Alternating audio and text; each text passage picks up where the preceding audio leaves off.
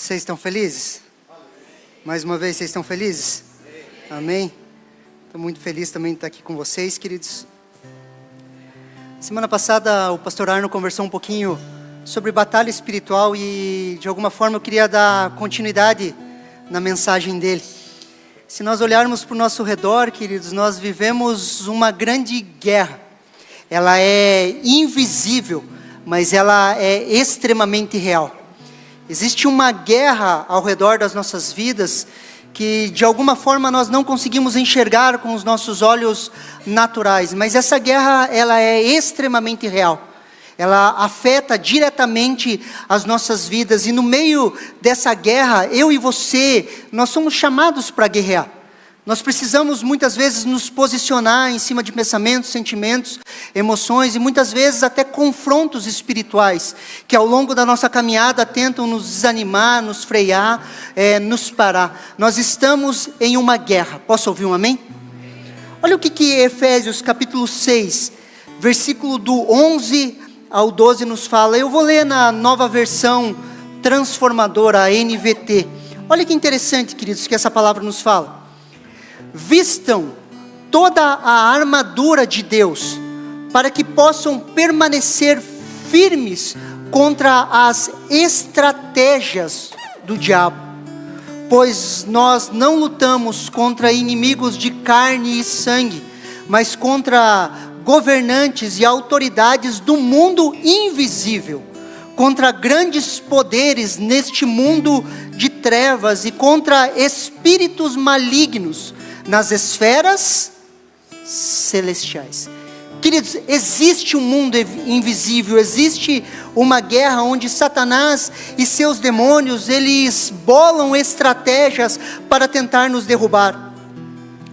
De alguma forma eles não conseguem ler os nossos pensamentos, eles não conseguem ver aquilo que nós estamos pensando, mas eles leem as nossas expressões. Queridos, quando você chega em casa, se sua mulher está brava, você sabe que ela está brava. Sim ou não? Pelo simples convívio, a maneira que ela te olha, a maneira que ela fala, a maneira que ela comunica, nós percebemos. E nesse reino invisível, queridos, Satanás tem pelo menos 10 mil anos de história, mapeando os seres humanos. Ele sabe, queridos, através das nossas expressões, da maneira que reagimos às situações, aquilo que nós estamos pensando, sentindo, ele vê e entende as nossas expressões no meio dessa guerra. Assim como nós conhecemos as expressões das pessoas ao nosso redor. E a palavra de Deus diz que existe uma maneira de eu e você permanecermos firmes nessa batalha. Fala um amém aí para mim achar que você está acreditando. Existe uma maneira de permanecermos firmes. E eu quero listar algumas maneiras de como eu e você podemos permanecer firmes nessa batalha. Eu não quero encerrar o assunto, mas colocar algumas formas pontuais de eu e você batalharmos e permanecermos firmes nessa guerra. Primeiro, queridos, a armadura de Deus. Repete assim comigo, a armadura de Deus. Mais uma vez, a armadura de Deus. Queridos, um soldado ele só usa armadura em momento de guerra e combate.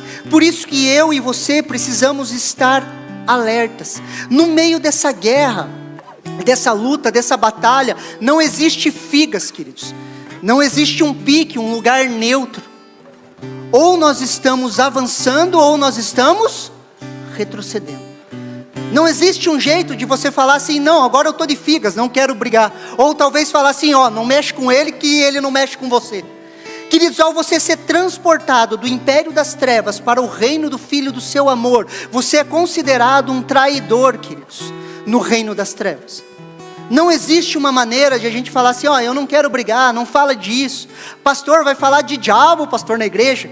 Deixa ele para lá, pastor, cruz credo mexer com ele. Queridos, não existe isso.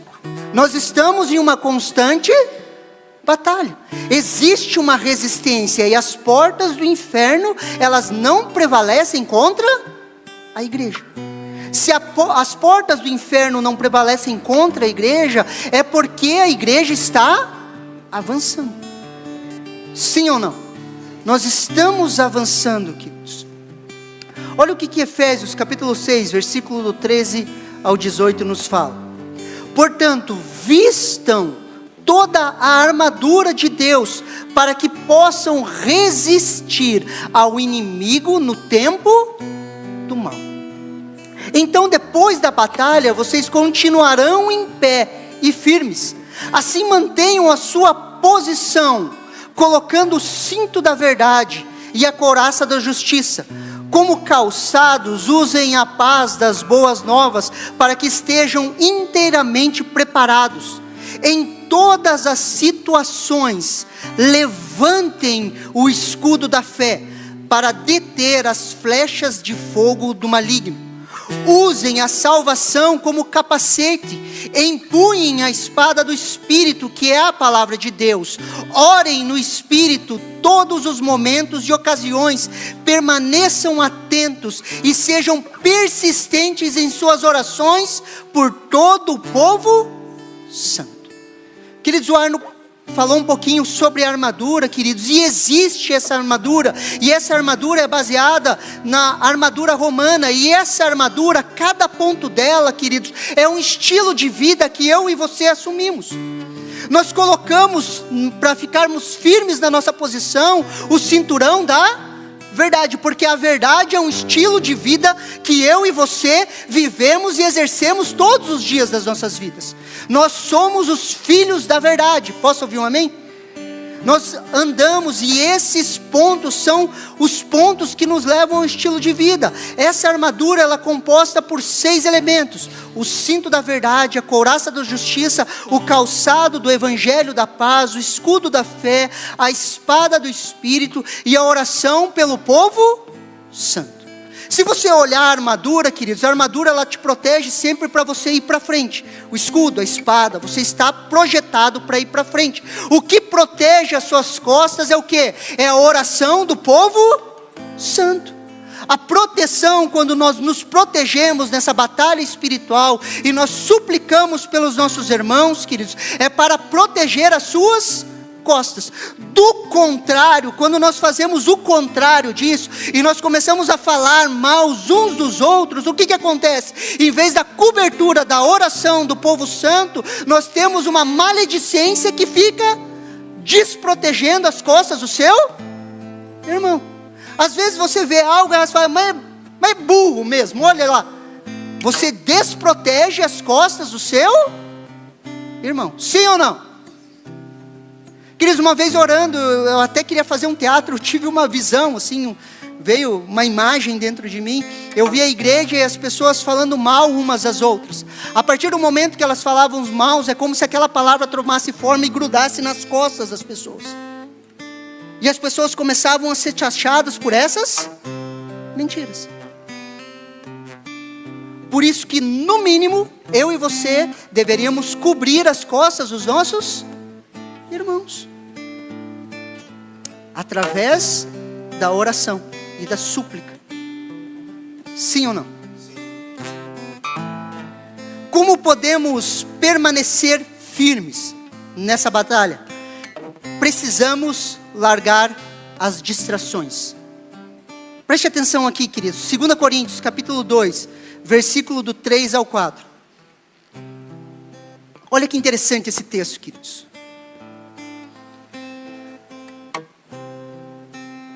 2 Coríntios capítulo 2, versículo do 3 ao 4. Participem dos meus sofrimentos como bom soldado de Cristo Jesus.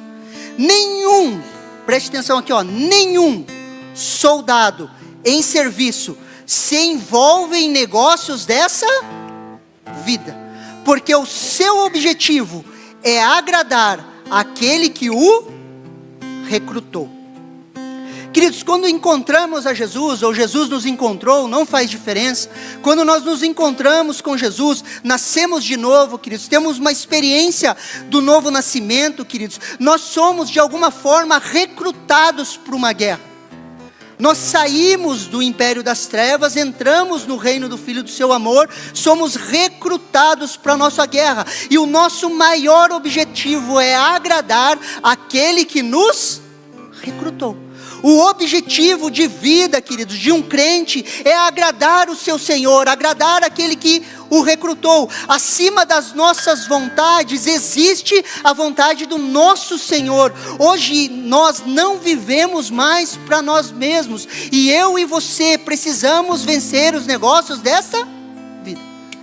Pastor, nós estamos no mundo, temos coisas para fazer, nós estamos, mas não somos desse mundo. Os negócios dessa vida, queridos, quando Jesus é Senhor sobre nós, elas se tornam secundárias. Nós começamos a viver o reino de Deus e procurar manifestar o reino de Deus. Quando eu entrei na faculdade, queridos, eu escutei de um dos pastores, ele falou uma coisa interessante para mim. Ele falou, você vai lá como um missionário. A ideia missional da igreja, você vai como um missionário, e de contrapartida, por graça de Deus, você recebe um diploma. Consegue me entender? Sim ou não? Os negócios dessa vida, queridos, eles podem nos atrapalhar quando eles se tornam primeiro. Por isso que busquem em primeiro lugar o reino de Deus e a sua justiça, e as demais coisas serão acrescentadas. Queridos, são distrações, queridos. São distrações. Nós não somos deste mundo. Olha que interessante a parábola do semeador. A palavra de Deus fala que o semeador saiu a semear, e a semente era a palavra de Deus. A guerra, queridos, é para que a palavra de Deus não frutifique em nossas vidas. Quando nós olhamos a parábola do semeador, queridos, são 4 tipos de solo: à beira do caminho, o solo rochoso, entre espinhos e a terra boa. Olha o que Mateus capítulo 13, versículo 22 nos fala.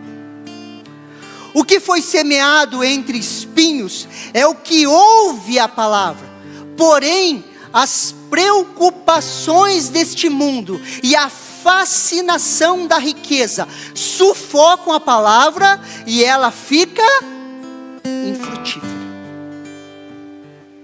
A semente é boa, sim ou não? Sim ou não? Mais alto, sim ou não? A semente é a palavra de Deus, é uma semente boa. Ela foi semeada, a pessoa ouve, porém as preocupações desse mundo e a fascinação, o engano das riquezas a sufocam. Olha o que essa palavra sufocam, no original ela nos traz. Olha que interessante, queridos. Sufocar totalmente, apertar ou amontoar-se em volta, de modo a quase sufocar. As preocupações desse mundo, as distrações, elas tentam falar mais do que a palavra de Deus. Ela se amontoou sobre nós a ponto de nos sentirmos sufocados. Quantas vezes, talvez em um final de mês, a gente não se sentiu sufocado? Os enganos da riqueza, os vendedores de sonho da internet, que nos fascinam, tentando nos convencer que o dinheiro é a resposta de todas as coisas. E se você é crente e crê, você tem que ter muito dinheiro. Fascinação nos enfeitiça, tenta nos convencer dia a dia que o problema das nossas vidas, em essência, é a falta de dinheiro. Sim ou não? Elas nos amontoam. Nós vivemos nesse mundo, mas nós não somos desse mundo. Nessa guerra, queridos, precisamos decidir ouvir a palavra de Deus. Quantas profecias, quantas palavras, quantas promessas foram sufocadas em nossas vidas, ou estão tentando ser sufocadas, porque o nosso foco está nas coisas deste mundo. Em uma guerra, queridos, preste atenção aqui. Em uma guerra, os princípios, eles mudam. Se eu e você agora, nesse exato momento, nós fôssemos transportados lá para a faixa de Gaza, todos os princípios que nós vivemos seriam transformados. Tudo aquilo que nós damos muito valor, não teria valor nenhum.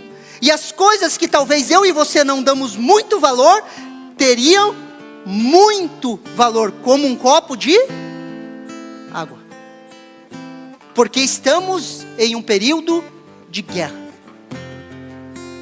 Os princípios mudam, a cosmovisão muda, a maneira de ver as situações muda. E eu e você estamos em uma guerra.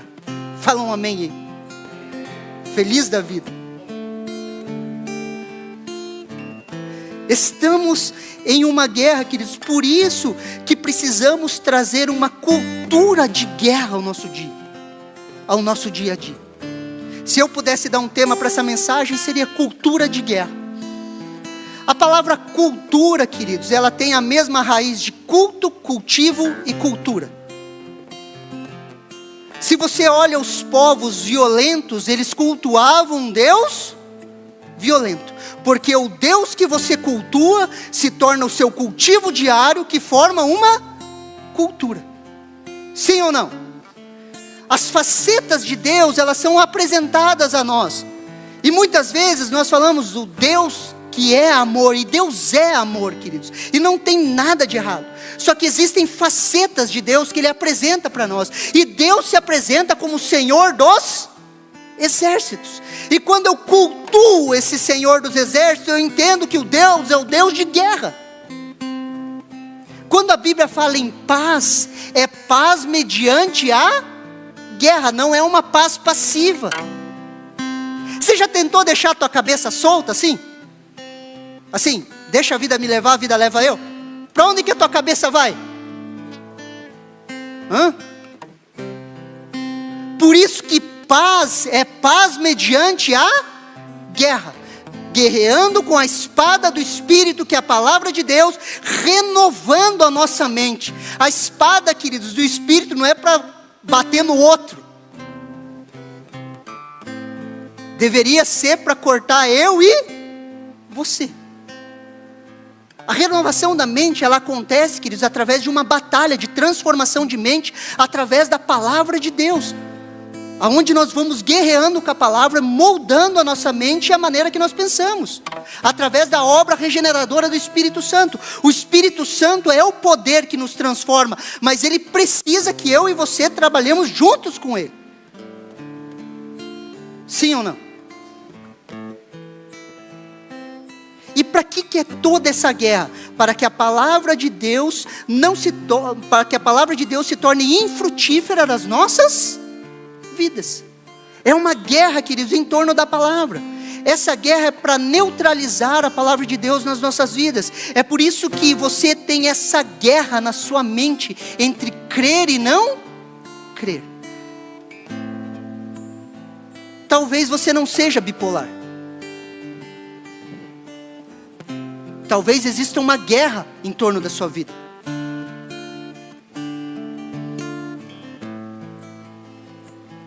Entre o crer e o não crer.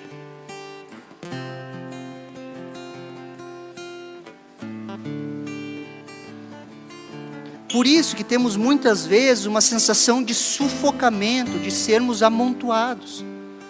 Não sei se você já acordou de forma sufocada assim. Parece que estamos, puxa e não vem ar. Como podemos permanecer firmes nessa guerra? Cravando estacas. Repete assim comigo. Cravando estacas. A maioria das nossas guerras, queridos, elas são guerras imagináveis. Nós fantasiamos muita coisa. A maioria das nossas guerras são guerras imagináveis. Sim ou não? Muitas vezes você pensa assim, não vai acontecer isso, vai acontecer isso. De repente você está lá no fantástico mundo de Bob. E quando você olha, não é nada daquilo. O primeiro sentimento pós-queda foi o medo. Olha o que Gênesis capítulo 3, versículo do 9 ao 10 nos fala. Olha que interessante, queridos. E o Senhor Deus chamou o homem e lhe perguntou, aonde você está? E ele respondeu: ouvi a tua voz no jardim, e porque estava nu, tive medo, e me escondi. Quando estamos com medo, queridos, nós ficamos em um estado de estresse. Fisiologicamente falando, nós ficamos em um estado de fuga, ou guerra, ou briga. Ou nós fugimos, ou nós enfrentamos. Quer ver um exemplo? Imagina se tivesse, sei lá, um javali aqui e tivesse uma onça vindo para cima do javali. O que aconteceria com o javali? Logo ia iniciar um momento de estresse. Ele ia ficar preparado fisiologicamente ou para fugir ou para enfrentar. Sim ou não? No meio dessas guerras, queridos, quando nós estamos debaixo de medo e estresse, ou nós fugimos, nos recolhemos, ou nós nos tornamos muito violentos. Por isso que Jesus é impressionante. Jesus, no maior momento de estresse dele, ele foi como um cordeiro para o matador, mudo. Ele não se defendeu. E nessa batalha da mente, queridos, o diabo sempre vai nos atacar com dardos que nos geram medo. E o medo nos paralisa, ou o medo nos torna extremamente agressivos. E esse medo nos faz guerrear guerras imaginárias e terríveis na nossa cabeça. E vivemos nessa luta, O medo da morte é a base de todos os sentimentos contrários à vontade de Deus. O decreto de Deus sobre Adão, que falou para ele: você vai morrer. E esse morrer é morrer morrendo. Quando Deus tira Adão do Éden, Adão, como cabeça de raça, queridos, é afetado. E todos nós somos afetados pelo medo da morte. Adão vivia em um ambiente onde não havia pecado, não havia morte. Ele foi tirado desse ambiente. E agora imagine a primeira vez que Adão pisou em um espinho. A primeira vez que ele se cortou. A primeira vez que ele sentiu dor. O medo do abandono. Agora você vai se virar sozinho. O negócio é o seguinte, cara. Agora você vai se virar sozinho, se vira. Foi esse o recado que ele teve. E quantos de nós continuam lutando com essa ideia? Eu tenho que me virar sozinho. O amor de Deus tenta nos cobrir, e por causa do medo, da tentativa de salvar as nossas vidas, a sua vida já foi salva, sim ou não? Então você deveria ter parado de tentar salvá-la. E a gente fica tentando salvar as nossas vidas. Autoproteção é contrário de amor. A gente fica se protegendo, tentando salvar as nossas vidas. E quantos de nós vivem uma vida, queridos, com essa ideia: eu preciso me virar sozinho. O amor de Deus tentando nos cobrir, e a gente falando para nós mesmos: eu preciso me virar sozinho. Eu preciso dar um jeito na minha vida, eu preciso, e lutando para salvar a sua vida. Tudo isso, queridos, se inicia em Gênesis, no capítulo 3, com a queda. O terror toma conta de Adão. Adão, como cabeça de raça, ele contamina todos nós. Quando nós olhamos o exemplo de Jó, capítulo 3, versículo 25 ao 26, nos fala assim: porque aquilo que temia me sobreveio, e o que... não estou conseguindo ver lá. E o que receava me aconteceu. Nunca estive tranquilo, nunca sosseguei, nem repousei, mas veio sobre mim a perturbação. Queridos, Jó era um homem justo, sim ou não? Queridos, uma coisa é pregar sobre Deus. Posso ouvir um amém? Outra coisa é Deus pregar sobre você. Deus chega lá para o diabo e fala: senta aí, ó. Você viu lá Jó lá? E Deus começa a pregar para o diabo sobre Jó. Jó é o melhor, queridos, de uma natureza normal, não nascido de novo. Era considerado justo diante de Deus. E olha que interessante, aquilo que ele temia veio sobre ele. Quantas histórias você já ouviu que a pessoa falou, eu tinha medo disso, e isso acabou vindo sobre a pessoa. Para vencer o medo, precisamos cravar a estaca do amor. Preste atenção aqui. Nós precisamos cravar a estaca do amor. 1 João, capítulo 4, versículo 16 ao 18. E nós conhecemos o amor e cremos neste amor que Deus tem por nós.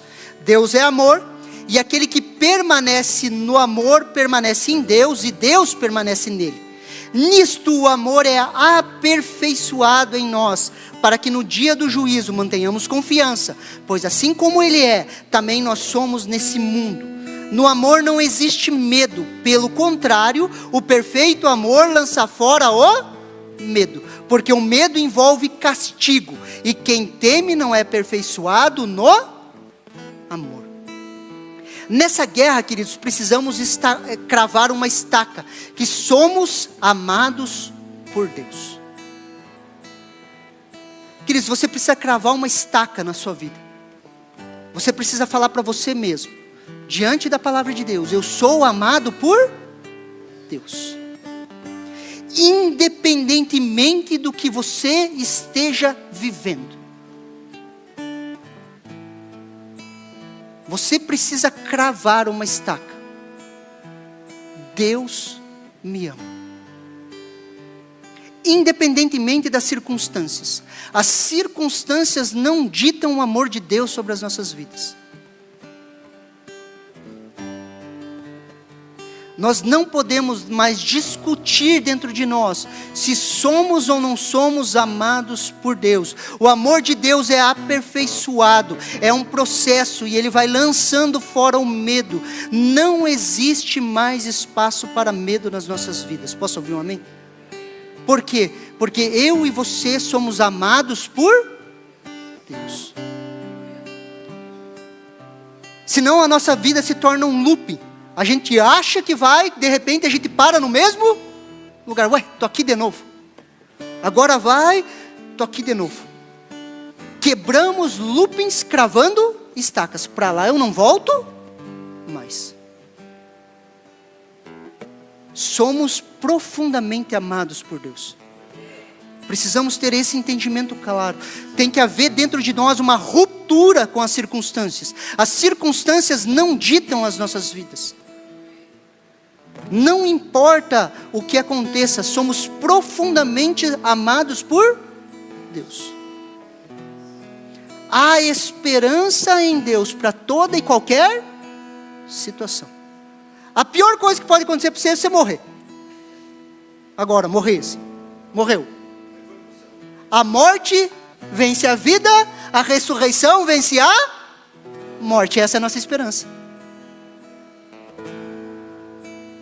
O medo da morte, querido, gera todos os outros medos.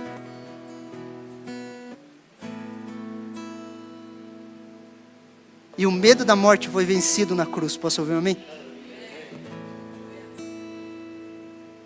Não quero que você morra, amém? Mas se morrer, você vai ser envolvido pelo amor de Deus, você vai ter o pleno conhecimento de Deus, você vai olhar Jesus, e um dia nós vamos nos reencontrar. Precisamos cravar estacas, queridos, firmar os nossos fundamentos, crer nas palavras de Jesus e edificar sobre a rocha. O edificar sobre a rocha, queridos, é cavar mais fundo, cada vez mais fundo, compreendendo cada vez mais fundo. Situações e circunstâncias que se repetem em nossas vidas precisam ser vencidas com estacas, marcação de território, conquista de território. Se nós olharmos uma guerra, queridos, e nós estamos envolvidos por guerras, o que acontece? Eles vão ganhando território, palmo a palmo, e cravando estacas. Crave estacas nas lutas que você tem. Queridos, as coisas de Deus, elas não acontecem nas nossas vidas de forma automática. Existe sim uma responsabilidade humana. Nós precisamos cooperar com Deus na obra dele nas nossas vidas.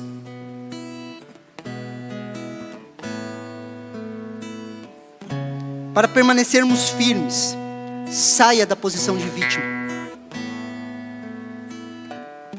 Na guerra nós não podemos ficar como vítimas. Quem se coloca na posição de vítima se torna um manipulador. Sabe por quê, queridos? Todo mundo que está na posição de vítima, ele não tem responsabilidade nenhuma. Tudo que acontece na vida dele é culpa do outro. Por quê? Porque eu sou vítima.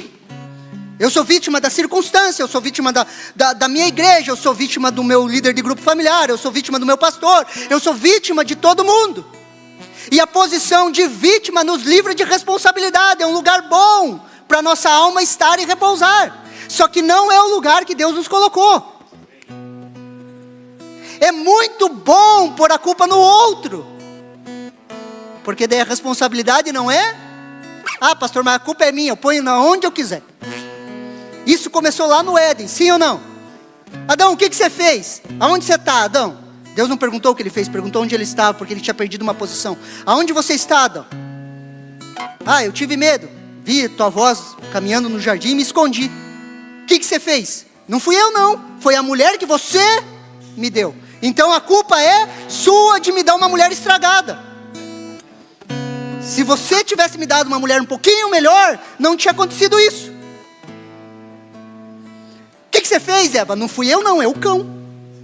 A situação que eu estou aqui hoje não é eu não, é o diabo lá, o cão. O diabo, olha, eu não tenho nada a ver com isso.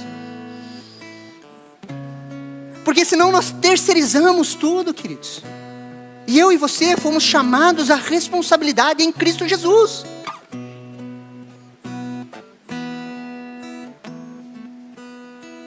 Pastor, mas erraram comigo. Você já tentou entrar diante de Deus falando, erraram comigo, Deus, mata aquele miserável, pesa a mão sobre ele. Você já tentou fazer isso? Pesa a mão sobre ele. O que Deus vai falar? Perdoe, sim ou não? Daí você vai insistir, e o que ele vai falar? Perdoe.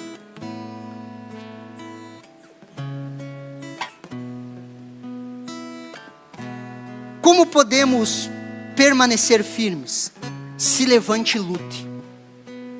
2 Coríntios, capítulo 10, versículo do 3 ao 6. Porque, embora andando na carne, não lutamos segundo a carne, porque as armas da nossa luta não são carnais, mas poderosas em Deus para destruir fortalezas. Destruímos raciocínios falaciosos e toda arrogância que se levanta contra o conhecimento de Deus, e levando cativo todo pensamento à obediência de Cristo, estando prontos para punir qualquer desobediência, quando a obediência de vocês estiver completa. Embora andando na carne, carne aqui, queridos, não tem a ver com pecado. Carne tem a ver com o homem natural, andando como um homem natural. A carne aqui não tem a ver com pecado. Embora andando na carne, embora andando como seres humanos, não lutamos segundo a carne, não lutamos como pessoas comuns. Queridos, as armas do mundo não funcionam no reino de Deus. Falaram mal de você, não adianta você falar mais mal do outro. Não funciona. Nós temos outras armas, porque as armas das nossas lutas não são carnais. Eu e você temos armas espirituais e poderosas, precisamos usá-las. E essas armas são para quê? Para destruir fortalezas. Destruir fortalezas na nossa mente, destruir fortalezas na mente das pessoas. Somos chamados para a guerra. Destruir todo raciocínio falacioso. Raciocínio falacioso, queridos, é quando parece que as razões apresentadas sustentam a conclusão, mas na realidade não sustentam. É um lance assim, que a tua razão te convence que é aquilo. Quer ver um exemplo, queridos? Nós fomos e abrimos a igreja em Vitimarsum, depois em Campo Largo. Quando a gente foi para Vitimarsum, a gente foi no modo raiz, assim, queridos. Nós fomos lá e vamos fazer o negócio. Não tinha recurso financeiro disponível, não tinha. E chegava em determinados momentos que eu olhava tanto as finanças da igreja quanto as finanças da minha casa, e eu chegava à conclusão óbvia, analisando os fatos, que se a gente tivesse mais dinheiro, as coisas iriam melhor. Só que não é verdade. Uma vez lendo um livro, o pastor ele testemunhou que um cara foi abrir uma igreja no Havaí. Imagine que legal, abrir uma igreja no Havaí. E ainda mais ele foi enviado pela denominação dele, que era muito rica. E ele chegou para conversar com esse pastor e falou assim, ó, nós temos todos os recursos que nós precisamos, meus filhos estão em escola boa, estamos vivendo bem, tem as praias e coisas assim. E foi para abrir a igreja. Não ficaram um ano, a igreja não foi para frente. E eles tinham todos os recursos. Você consegue entender o que é um raciocínio falacioso? É a lógica tentando te explicar algo para tentar te convencer que aquilo é verdade. Só que no reino de Deus, como os princípios são invertidos, você precisa de discernimento espiritual para falar o quê? Não é verdade. E a grande verdade é, quando nós falamos de dinheiro, queridos, não é o dinheiro que resolve todos os nossos problemas. Por mais que a gente analisando de forma lógica, acha que é isso. No reino de Deus não é assim. Sim ou não? Isso é um raciocínio falacioso.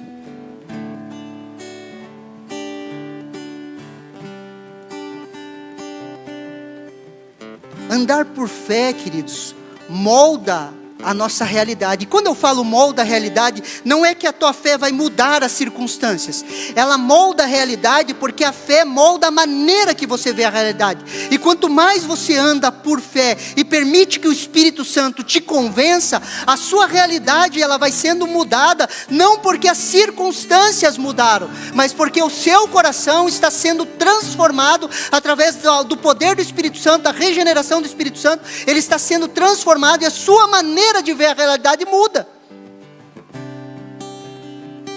Por isso que andar por fé molda a realidade.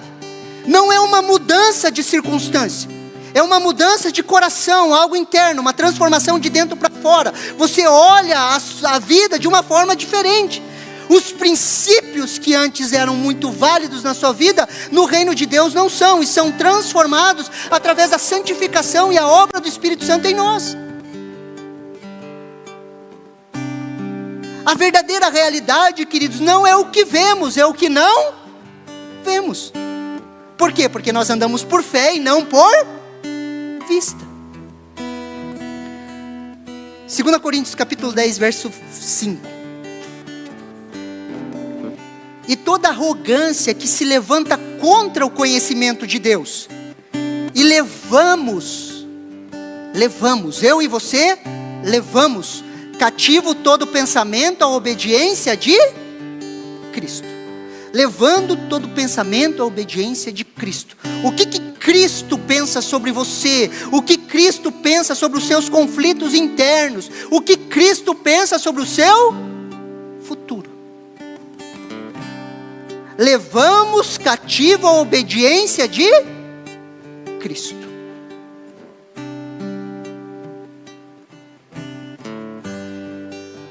Como permanecer firmes?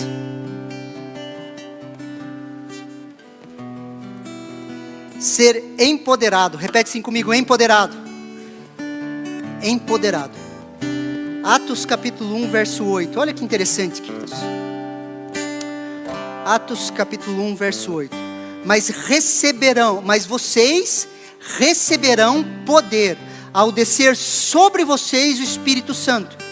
E serão as minhas testemunhas, tanto em Jerusalém como em toda a Judeia e Samaria, até os confins da terra. E receberão poder. Esse poder, queridos, é o batismo com o Espírito Santo. Se você olha o versículo 5, o Senhor Jesus vai falar sobre o batismo com o Espírito Santo. Vocês vão receber desse batismo a promessa do Espírito, esse empoderamento para sermos testemunhas de Jesus. Testemunhas da manifestação do seu reino. Repete assim comigo, testemunhas. Fomos chamados para ser testemunhas, não teólogos. Fomos chamados para testemunhar aquilo que Cristo tem feito em nós. Olha que interessante, queridos, o que essa palavra testemunha significa. testemunha, num sentido legal, num sentido histórico. Olha ali, ó, alguém que presencia algo, aquele que, por exemplo, provaram a força e a genuidade de sua fé por sofrerem morte violenta. Mártires receberão poder para quê? Para serem os meus mártires. Aqueles que são levados dia a dia para o matadouro. Aqueles que morrem para si mesmo. Aqueles que vivem o testemunho real de Cristo.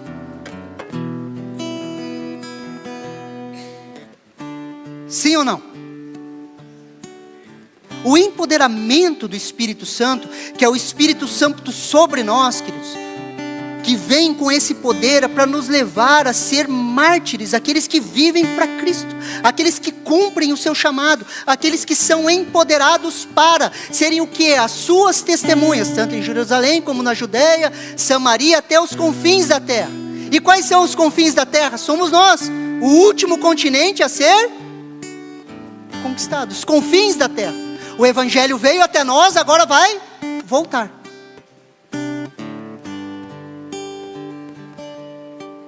Geração após geração, pessoas que morreram para si, que não viveram para si mesmo, que foram empoderadas, que viveram o empoderamento do Espírito Santo, que foram sendo tocadas até que o Evangelho chegasse às nossas vidas.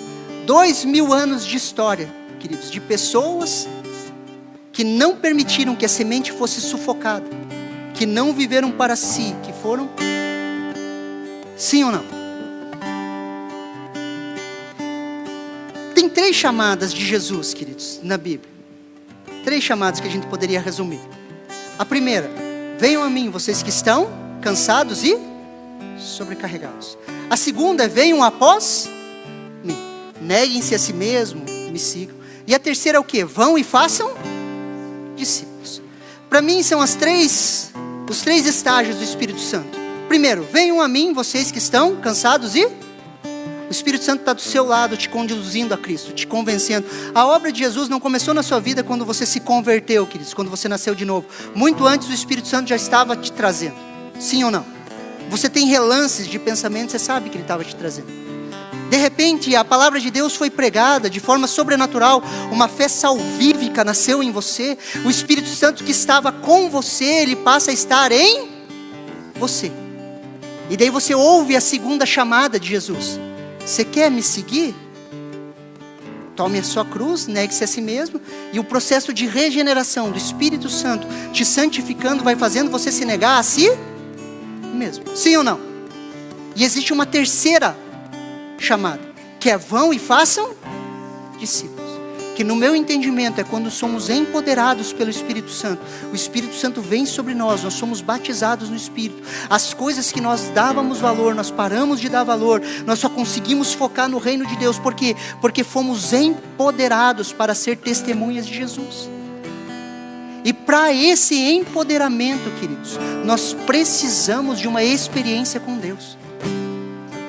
Em muitos lugares, queridos, falar sobre experiência, as pessoas torcem o nariz. Só que Jonathan Edwards, queridos, um dos maiores avivalistas de 1700, queridos, ele falava assim: eu posso falar para você e descrever a doçura do mel. Eu posso falar o quanto o mel é doce. Só que você só vai sentir a doçura do mel quando você experimentar o mel. Ele fazia isso com um paralelo à nossa vida com Deus. Nós precisamos, queridos, ser empoderados para vencer as coisas desse mundo. Nós precisamos ser empoderados pelo Espírito Santo para que a nossa cosmovisão seja mudada. O batismo com o Espírito Santo vem para virar a nossa vida de ponta cabeça. Nós necessitamos disso para vencer essa guerra.